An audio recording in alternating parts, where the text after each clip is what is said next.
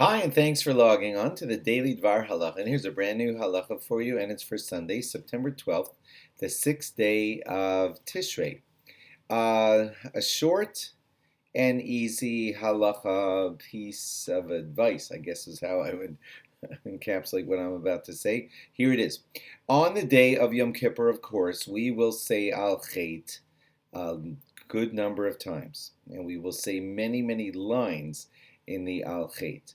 And what I wanted to say to you tonight is one simple thought, and it is please study the meaning of the Alkaits now if you have time.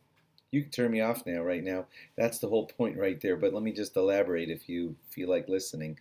Look, the Alkaits are very important. They're going to be prominent in much of our davening throughout the day of Yom Kippur. And to just go like this, over and over and over and say Alkait and not understand what you're saying is terrible.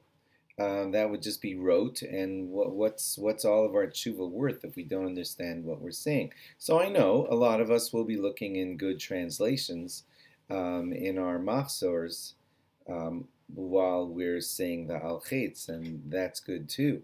But to be just figuring them out on the spot while you're saying the Alkaits, like, I wonder what this one means. Hang on.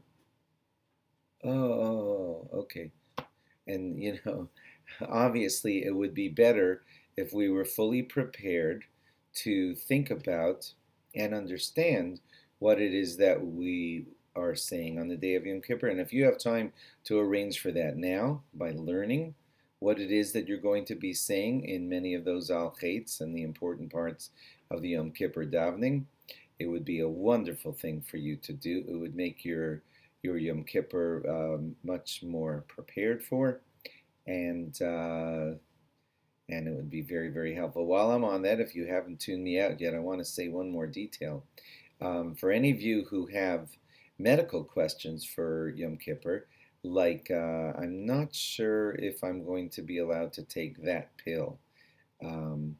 So I want to also, in the theme of preparation, tell you, ask that to your rabbi and doctor now, days before Yom Kippur, so you won't have like an emergency style question in the middle of Yom Kippur and say, I need to know, this is my very important pill that I take every day. I think that I can't skip it. I'm not sure if I could skip it or not. So those are the kinds of things that you should be checking now with your doctor and your rabbi so that you're all set in advance for the day of Yom Kippur. Lastly, for those who are elderly or very elderly and might not be able to complete the fast and might have to drink a tiny bit or eat a tiny bit, that too is something that you should arrange in advance. Ask your rabbi and your doctor what is it that they would recommend that you eat and how much, or how much you should drink. I know in Israel they have little tubes that they distribute to people, and they are made such that you can ingest less than the guilty amount of how much you're not allowed to drink on Yom Kippur. And they have long instructions, and you would have a tiny amount of liquid, and then wait a certain number of minutes, and then have another tiny amount of liquid with some, I guess, sugar in it or whatever it is. But if you are in that age range or health range where you might need to use those kinds of things, that too, research it before Yom Kippur, so you'll be all set with all these kinds of questions and things ready so that you could have a properly arranged Yom Kippur so that you can meet all of your needs halachically and properly without stepping into emergencies that you could be straightening out now. Hope that all made sense.